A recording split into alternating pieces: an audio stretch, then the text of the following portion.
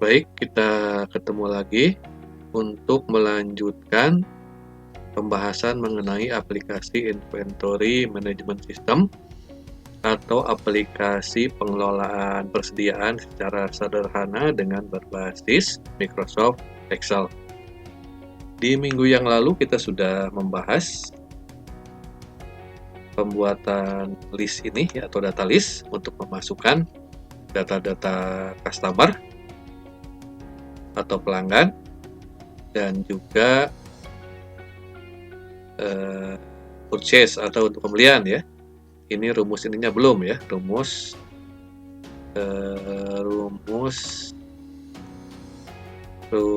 di sininya tidak perlu rumus ya, ini sudah sampai sini ya. Rumus untuk menjumlahkan antara quantity dengan price, termasuk juga nanti di purchase atau di pembelian. Nah, di tabel sales atau penjualan ini termasuk juga untuk menginput transaksi pembayaran dari penjualan kredit ya, karena di sini ada kolom payment. Tinggal diisi saja nama customer-nya atau pelanggannya, kemudian diisikan bayarannya berapa. Nah, ini biasanya merujuk ke invoice yang mana ya.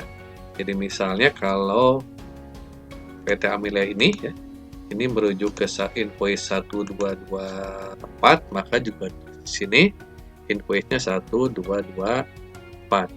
Sehingga kita bisa tahu bahwa pembayaran ini untuk pelunasan invoice nomor 1224 transaksi tanggal 2 bulan 12. Nah, begitu juga halnya di purchase atau di pembelian ya. Ini untuk memasukkan pembayaran dari pembelian juga tinggal diisi di kolom payment. Nah, di invoice-nya juga untuk rujukan invoice-nya. Seperti misalnya CV Mobilit ini untuk pembayaran invoice nomor 12345 dibayar 3.500.000 ya. Atau setengahnya belum lunas ya. Nah, begitu juga nanti yang PT Garta Mata ini, tulis lagi ini invoice-nya jika kita bisa telusur pembayaran ini merupakan pelunasan dari transaksi yang mana. Nah, yang sekarang akan kita bahas adalah memasukkan data pembelian dan penjualan yang kita catat melalui ini katakanlah modul ya, modul sales dan purchase ini ke dalam tabel inventory, sehingga ini akan terisi secara otomatis ya. Nah, di kolom purchase ini isikan rumus seperti di atas ini ya, menggunakan rumus sum if, kemudian akan merujuk ke sheet purchase. Sheet purchase itu yang mana? Yang kolom E9 sampai E25 ya. Kita lihat ya. Nah, maksudnya ini. Kolom E itu yang ini ya. Jadi akan mencari item-item yang mana ya. Ini dari E10 ya, terus saja sampai bawah ya. Ini saya contohnya sampai E25 dulu. Nanti kalau tabelnya cukup banyak ya sampai habis baris di tabelnya. Di kolom yang ini. Kemudian berikutnya merujuk ke inventory B10. Jadi yang ini ya.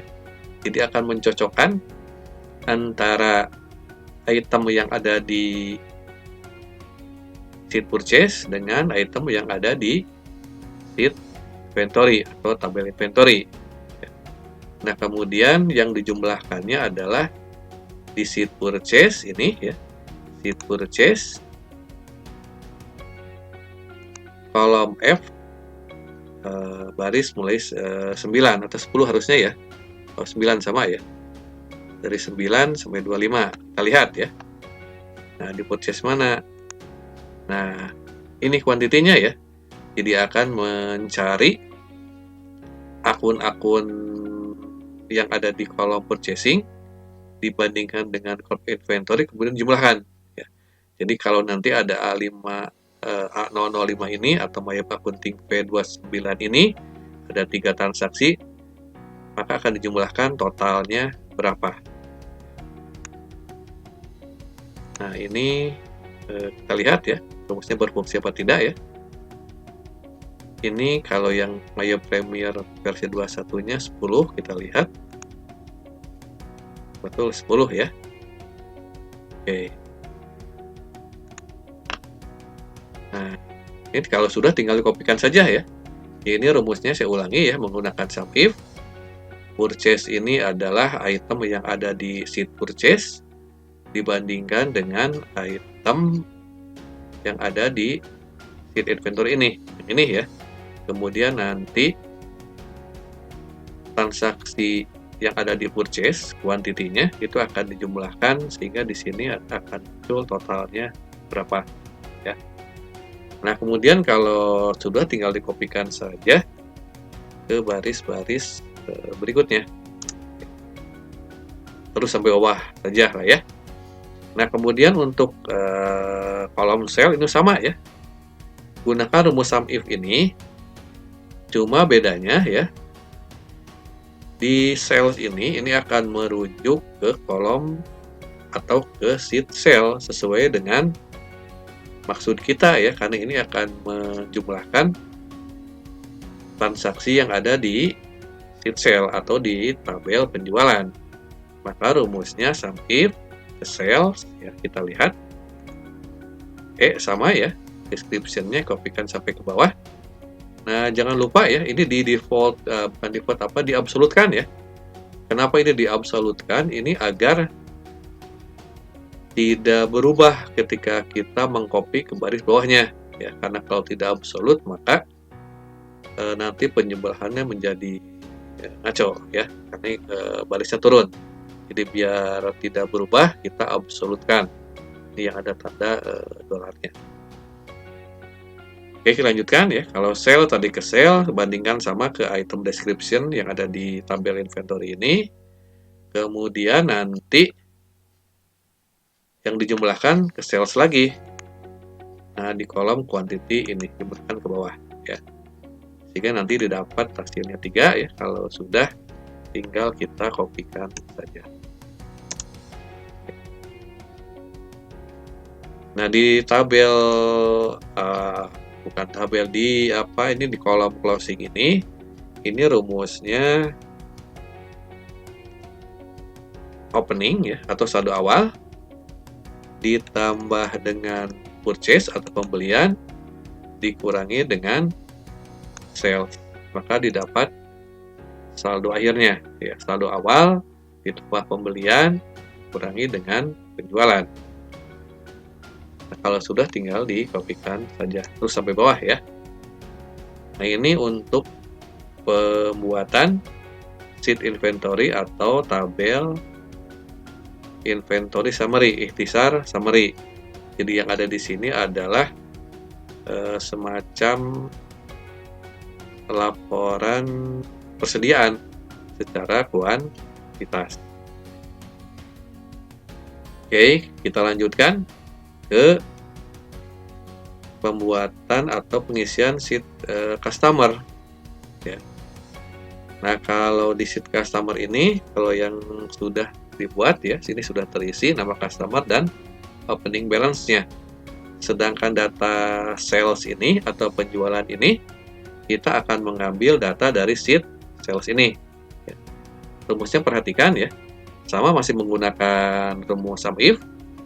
Jadi sum if, kemudian kita akan merujuk ke sheet sales di sel B10 ya, yang mana? Nah, yang ini ya. Kalau tadi di item akan merujuk ke item karena ini sekarang penjualan atau berupa semacam kartu utang, kartu piutang ya. Ini rujukannya adalah nama customernya ya. Nama customernya kemudian dibandingkan nanti dengan nama customer yang ada di tabel atau di sheet customer ini ya, terus dari sini sampai bawah sampai akhir ya. Kemudian terakhir adalah kolom untuk menjumlahkan. Nah, kolom untuk menjumlahkannya ada di kolom atau di sheet cell di kolom amount ini ya, ini jumlah transaksinya. ini di drag sampai bawah ya. Dan jangan lupa dibuat default agar ketika di copy tidak turun barisnya. Nah, sehingga dapat total penjualannya adalah sebesar 12 juta. Ya, benar nggak? Coba kita cek. Ya, selnya ini ya. 12 juta untuk PT Sangga Buana. Nah, tinggal dikopikan saja ke baris-baris bawahnya sampai habis aja ya. Nah, bagaimana dengan kolom payment? Payment juga sama ya. Rumusnya menggunakan SUMIF. Ininya sama ya, B10 rujukan di customer. Kemudian di customer juga sama. Nah, cuma yang dijumlahkannya di sheet cell ini adalah di kolom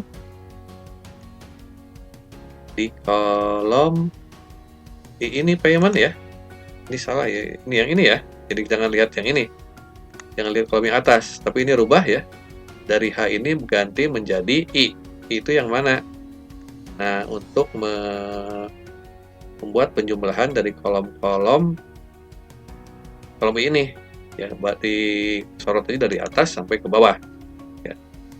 Sehingga nanti akan muncul di sini pembayaran untuk masing-masing customer secara penjumlahan secara total ya.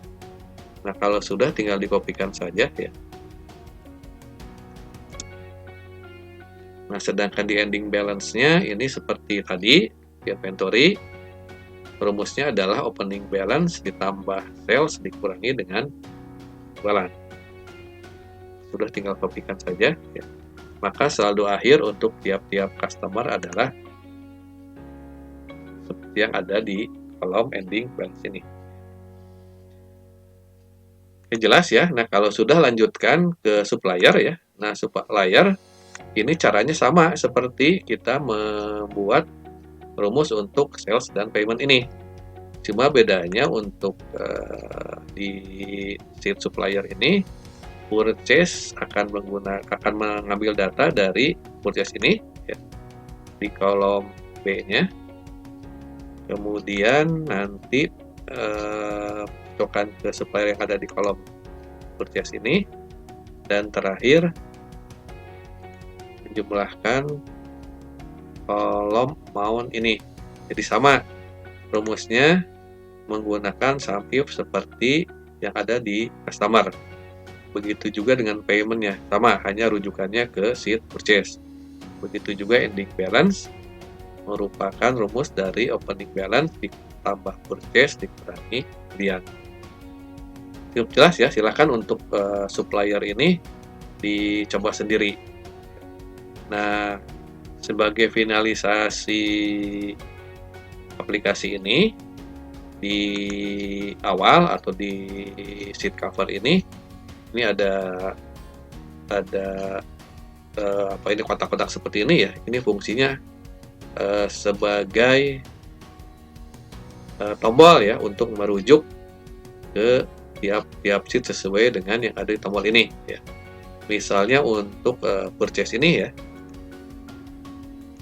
ini kita buat hyperlinknya. Kalau yang sudah membuat aplikasi akuntansi sebelumnya, saya rasa sudah bisa ya buat hyperlink ya. Di sini setelah tersorot tinggal klik kanan ya, nanti muncul hyperlink.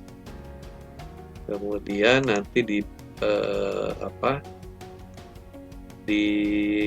sini sebelah kirinya akan muncul place in this document, klik ya. Kemudian purchase ini kita klik atau arahkan kursor ke purchase, kemudian oke. Sekarang kita coba ya. Nah, kalau sudah benar ini ketika kursornya kita arahkan ke purchase, ini akan berubah simbol kursornya menjadi jari ya.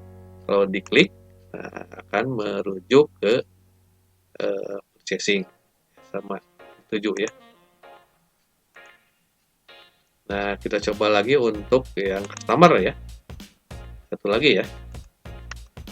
Ini klik kanan, hyperlink, place the domain, ininya customer ya. kemudian oke ya. Nah, di sheet-nya customer, supplier, inventory, purchase, dan sales juga boleh kita buatkan tombol untuk kembali ke awal atau semacam dashboard ya, atau menu utamanya. Jadi kalau mau di sini juga seperti ini dibuatkan kotak ya, tulis cover, kemudian buat hyperlinknya agar mudah kembali ke tampilan awalnya. Kita coba ya. Itu untuk